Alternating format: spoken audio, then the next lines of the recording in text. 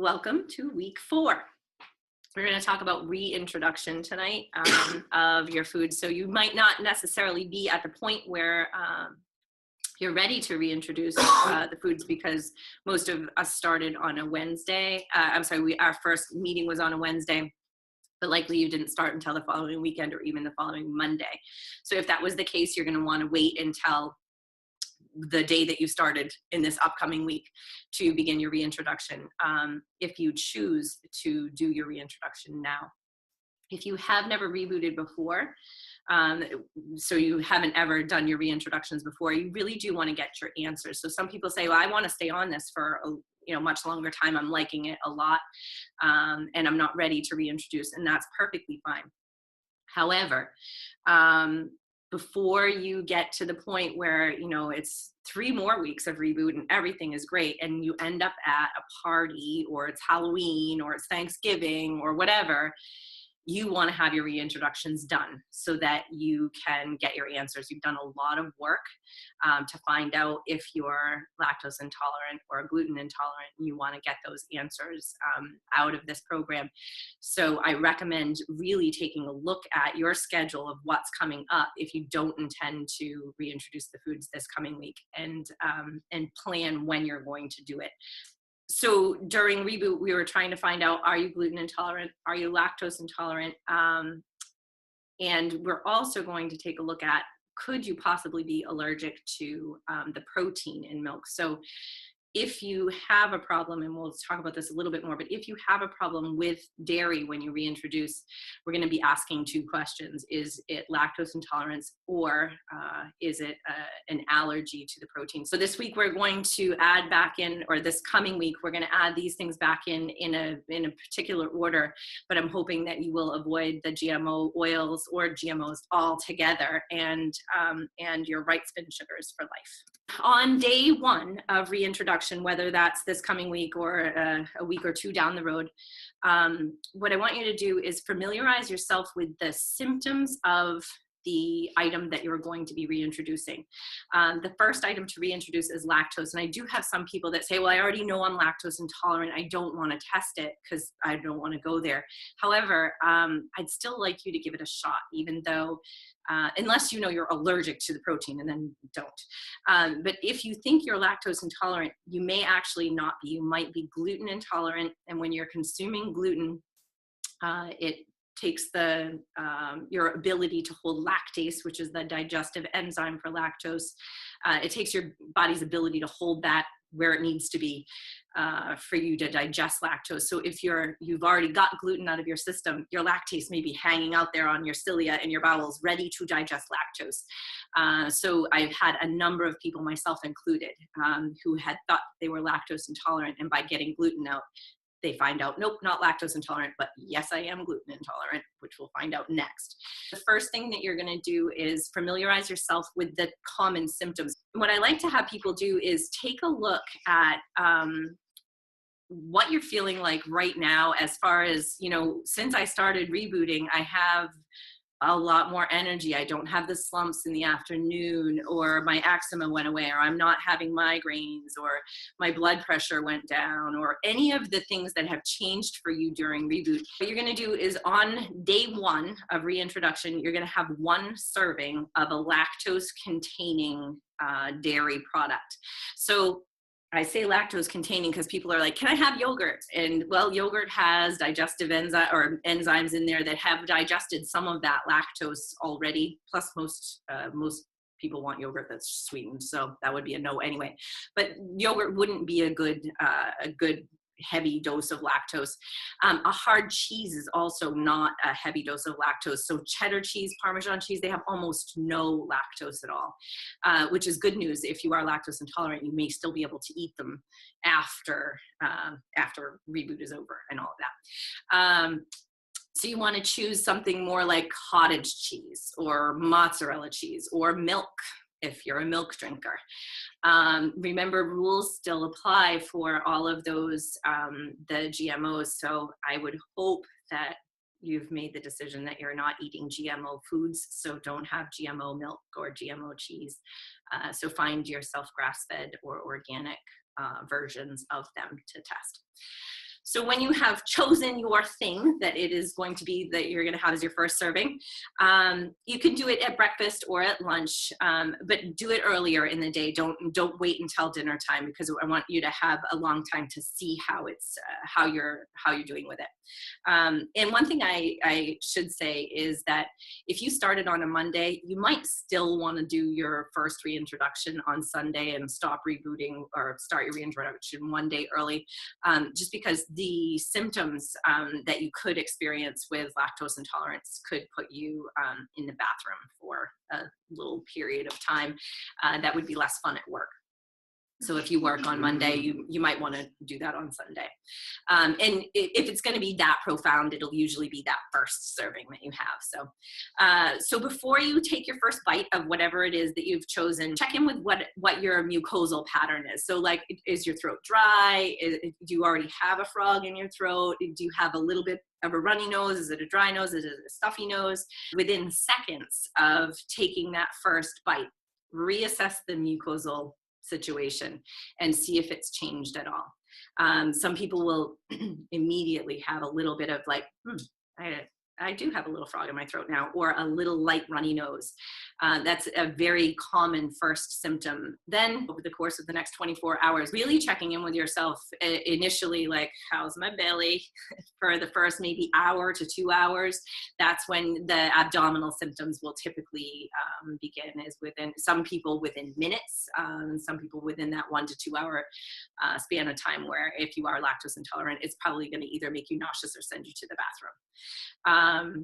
And then as the day wears on, hours have passed, how's your energy? Do you have a headache? Blah, blah, blah. So if everything is awesome, day 2, you're going to have 2 servings of dairy. And let me back up. If everything wasn't awesome, test over. If you had your first slice of cheese and it sent you to the bathroom for 3 hours, you are lactose intolerant and don't test any further. So if you did have a symptom, you're going to stop your test. You're going to wait 24 hours or until all of the symptoms have subsided and you feel fabulous again before you reintroduce your next food. If you had no problem, day 2, it's 2 servings. So same thing, maybe breakfast and lunch, or in this case, you could do lunch and dinner if you're really not a breakfast dairy kind of person. So day 2, 2 servings, watching for the same things. And day 3, 3 servings, and again, watching for the same things. You probably do not have any problem with lactose if at the end of day 3, you've really got no symptoms going on. So if you have absolutely nothing wrong at the end of day 3, you're not lactose intolerant, congratulations, but you might want to do that test again later on in life, because we all have a finite amount of the digestive enzyme lactase. So if you're a big dairy consumer, eventually you'll run out of lactase at some point in your life. So if you're not lactose intolerant now and you keep consuming lactose, eventually, in theory, you should become lactose intolerant. If you had like a really minor symptom, you're like, I can handle that. It was just a little tickle in my throat, or I just feel a little bit bloated. Like, it's not that big of a, although most people don't like that bloated feeling. That's one of the best things about Reboot is, wow, I'm not bloated at all. And people are like, that first week, they're like, I have only lost like 1 pound, but I feel like I've lost 6 inches.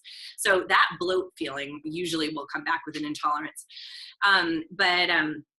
If you even have just that minor symptom that you feel like you can handle, remember, anytime you're consuming anything that is inflammatory to you, and that would mean you've got a little symptom, it is inflammatory to you, and you can, if you keep consuming it, you're causing that long-term inflammatory change, which leads to disease processes that you don't want. So that doesn't mean that if it was a mild symptom, you can never have it, but it means you really should limit it and not consume it daily, because you just don't want to keep that inflammation in your body, because it causes problems. And you might find that if you do keep it in and that symptom is mild, or that arthritis that you had that has gone away during Reboot 3 weeks later resurfaces, or eczema that was gone during Reboot, it might take a little while longer for those really long-term symptoms to resurface. If you've had a lactose problem, you waited your 24 hours, test over. In theory, on day 2, you could test gluten. If you had no problem with lactose, you're now on day 4 and it's time to test gluten. Again, you're going to familiarize yourself with the symptoms of gluten. They're very similar to the symptoms of lactose. And there again is, over 200 things. You're going to do the same exact thing. You're going to take a look at your mucosal pattern. How are things? How are things after your first bite? Blah, blah, blah. You can have lactose still if you want to, while if you had no problem with it, you can keep your lactose in and start testing gluten. Or if you're somebody that wants to continue rebooting, or you're just like, I really just don't want this in my life, take the lactose back out and start the gluten. But you can, if you had no problem, consume them together, and it shouldn't skew the test results. Gluten containing things are sometimes difficult to find that aren't going to have other things in them like sugar. Pasta is the best thing for reintroduction because it's straight up wheat, and it's a big shot of wheat. Pizza, if lactose was no problem, pizza would be a good way to reintroduce too. Again, trying to find a pizza crust that doesn't have sugar, because really even a little tiny bit of sugar at this point is going to mess up your test results, because sugar, you've had it out for so long. And when you test sugar, which I will have you do, most people have, or a lot of people have a very immediate reaction to it, so it will screw up your test, even if it's just that tiny bit to rise the bread or the pizza crust. So if you find a pizza crust and you want to have pizza and lactose is good, that's awesome. Enjoy it, because if you're gluten intolerant, it might be the last pizza you have. Well, the last gluten containing pizza you have. So same thing, day 1 serving of pasta, of gluten. Day 2, 2 servings, day 3, 3 servings, and just keeping an eye on your symptoms.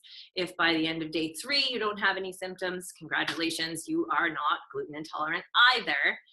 And now the decisions that you make in life are just to eat clean, but you can eat clean products that contain gluten or lactose. So that's awesome. I keep forgetting to change my slide. So sugar, I do want you to retest, even though I never want you to have it again afterwards. But I want you to test it because it can be such a fast and horrible reaction that people have to sugar. It'll really solidify what I've been talking about. Some people will have an immediate hot flash, sweat head to toe within minutes. Some people get a headache within minutes. Some people need a nap within 10 minutes. A lot of people's joint pain will come back within an hour. All kinds of things happen when you add sugar back in and you haven't had it. So it's not necessarily something that you were aware of before, but it's like you didn't know you felt so good or so bad until you feel so good. And it really can be really profound. And then don't do it again. If you don't have any symptoms when you add sugar back in, that doesn't give you the green light. It's still causing problems. It just means that it won't be as fun of a test for me to have had you do. So anyway, when you test sugar, pick something that you've really been wanting that hopefully you will never eat again. Like if it was a Reese's peanut butter cup, or if it was a whoopie pie. If you really, really, really don't want to like open that can of worms, like if you're like, if I eat a whoopie pie, I'm going to go right back into all my old habits, then have a little piece of hard candy, that's not going to like really change your life all that dramatically, but do test it. Again, notice how you feel. The sugar won't likely give you the runny nose, the mucosal pattern thing, but it really can cause all kinds of like just really quite immediate reactions. Doing the sugar test, do we have to be sure that we're getting cane sugar versus high fructose corn syrup?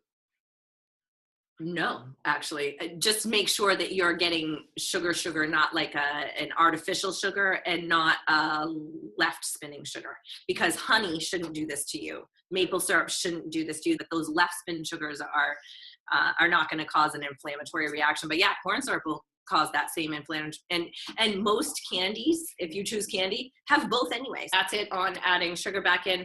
After you have your lactose in, your gluten back in, you've tested your sugar once and never done it again, then everything else can come back. So if you've been the person that's been dying for a cup of coffee or a glass of red wine or whatever it is, that can happen on that day 7 after you've tested your sugar. Beef and pork, again, you can go ahead and bring those back in. You can even do it that day if you want, after you've got everything tested. Just keeping in mind that they do take 7 days to digest, so that is going to make your body more sluggish. So if you're someone that's going to eat clean and not stay on reboot, really to eat clean, you can eat grass-fed or organic beef. If you can find organic pork, it's really difficult to find organic pork because pigs eat lousy food typically. They eat everything. But just keeping in mind that that's going to slow your system down a lot. So if you're eating really, really well, you're eating really, really clean, but you're starting to gain weight again, you got to look at how long is it taking your body to get this stuff through. You may want to, back off, because I know, a lot of people that during reboot is the first time that they haven't had meat 5 nights a week, and the chicken and the fish and the eggs, although they are, that animal protein, they move through much faster. So just something to take a look at. Once sugars are back in, if you do want to sweeten some things easier than pureeing dates or mashing bananas, again, the organic blackstrap molasses, real maple syrup, preferably raw local honey, but just real honey. Those are all good options for sweeteners and do bring nutritional value to the table in and of themselves as well. Just don't get too carried away with them, because they will start those problems back up for you. I did want to say that some people like the 0-calorie sweeteners. Stevia and xylitol are okay sweeteners for 0-calorie sweeteners, as long as they are organic. Xylitol, they're deriving from GMO corn now. And Truvia, which is the majorly sold version of stevia in the grocery store, undergoes 32 chemical processes between the time that it was the stevia leaf and it's into that packet, so it's no better than aspartame. But if you are going to want a 0-calorie sweetener, as long as it's organic, you should be all right. Staying on track, you know how to eat healthy. You've learned a lot during reboot. It's really easy to eat clean after you've rebooted. It's really easy to just add a few things back in that you've been wanting, and this becomes a lifestyle. It's not a diet. This is not something that you do for 21 or 28 days or even 3 months and lose the weight that you wanted to lose and then go back to everything that you were doing before. It's an education that hopefully will have you eating healthy for life, and you can not be a statistic, which is awesome. However, it happens that life creeps back in, and oops, those whoopie pies over the holidays did get me sucked back into all those bad things. So I offer reboots several times a year. It's easier to do it with a group than it is to do it on your own. All of my previous rebooters are welcome to join anytime for $10. And please invite family and friends when you come back. There's a questionnaire in the back of your reboot book, and it's a pretty cool little questionnaire. It's called the weight gain or weight regain questionnaire. If you're 4 months from now, you're really finding yourself off track and I'm not offering a reboot and you don't want to do it on your own or whatever, take a look at the questionnaire. What you do with that questionnaire is you give yourself a check mark for everything that you answer yes to. For every check mark that you have given yourself, give yourself 1 point. So it's fun sometimes to look at that and say, what was my number before I rebooted? And then what is my number while I'm rebooting? But down the road, what is my number now? I'm starting to have problems. So weight's creeping back on, or if you were continuing to lose weight, now that stopped. Like, take a look at this and see if you can identify why by giving yourself a number. So the numbers, if you are between 0 and 3, you are likely to be losing weight. You're eating super clean. You're doing a great job. And you are likely to be losing weight. If you're between a 4 and a 7, you're likely to still be doing a pretty good job, likely to be maintaining your weight, maybe even still losing at the 4. If you're between a 7 and this is off the top of my head, between a 7 and a 12, I believe, you're likely to start putting weight back on, and anything over a 12, and you have a high likelihood of regaining weight or gaining more weight if it wasn't weight regain, that you're just going in the wrong direction. The cool thing about the questionnaire is, let's just say that you have 3 things. So you want to be in that 0 to 3 and losing weight, right? And you have 3 things that you really want to have in your life that are on that list. Make those your 3, right? If you're like, well, I want to have a glass of wine, and I want to eat less than 2 pieces of fruit, and I want to, whatever they are, make those your 3 things. And you can change them week to week. They don't always have to be the same 3. I wouldn't change them day to day. I think that would confuse your body and whatnot. But if you want to make, make these your good habits, and these are your 3 bad habits or whatever, they shouldn't really cause you very much problem. If you find that your number has gotten really high, and again, you're like, I don't want to reboot, or she's not doing reboot right now, and I can't do it without the group, and your number is like a 14, work at it slowly. Go through that list of 14 and be like, okay, this week I'm tackling 5. These 5 things are not going to happen anymore. Now your number's a 9. Next week I'm tackling these 5. Now your number's a 4. Now you're back in safe zone or almost weight loss zone, right? So it makes it a little bit easier to, you can set yourself a goal that way and get back on track. I was going to cover the gum. So I chew, I'm going to show it. Xyla-Chew, which is xylitol gum. It's non-GMO, and it's sweetened with xylitol. I used to chew Orbit, and I was very addicted to it and didn't realize it. I chew gum constantly. As a matter of fact, I used to sleep with it in my mouth, but I didn't realize that I was addicted to the aspartame in regular gum. And what most people don't realize, I was like, well, maybe sugar isn't as bad as aspartame, because aspartame is such a toxic chemical. So trying to get aspartame out of my life but keep gum in, I was like, I'll chew sugar gum and brush my teeth 25 times a day, and bummer I'm getting sugar, but it's better than aspartame, right? Regular gum has sugar and aspartame. So if you buy Juicy Fruit or Bubble Yum or any of those gums for your kids thinking that they're getting sugar instead of aspartame, they're getting them both. So anyway, the Xyla-Chew, of the xylitol gums that there are, this one is best. And I definitely did that comparative study. So they don't last very long before they have less flavor and they get hard, so they don't chew like a good gum. This one is the closest to Orbit, but it did take a while for me to believe that to be true. It really was interesting. When I went off of Orbit gum, I had a headache, like a major headache, and I don't get headaches. It was definitely related to the gum. And again, I have this in my mouth at night. Wow, I never had a time where my body went without aspartame. And if I ran out of gum, I mean, there were times where I was like, will you go down to Cumberland Farms at 11 o'clock at night to get me gum? That's kind of ridiculous, right? It actually is an addiction. And that is the end of Reboot.